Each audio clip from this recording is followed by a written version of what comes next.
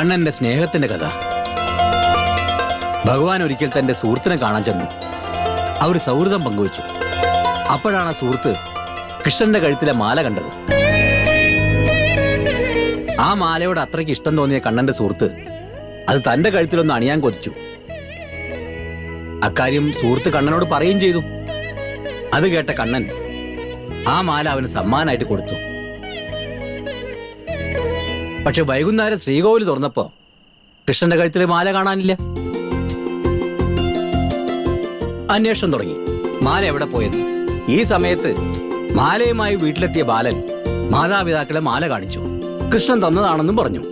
പക്ഷെ അവന്റെ വീട്ടുകാർ വിശ്വസിച്ചില്ല. എല്ലാവരും ചേർന്ന് അവനെ മോഷ്ടാവാക്കി ക്ഷേത്രത്തിലേക്ക് കൊണ്ടുപോയി. പക്ഷേ അവിടെ വെച്ച് അവൻ പറഞ്ഞു, സത്യങ്ങളെല്ലാം കണ്ണൻ അറിയാലോ, അതുകൊണ്ട് എന്നെ ശിക്ഷിക്കില്ലാന്ന്.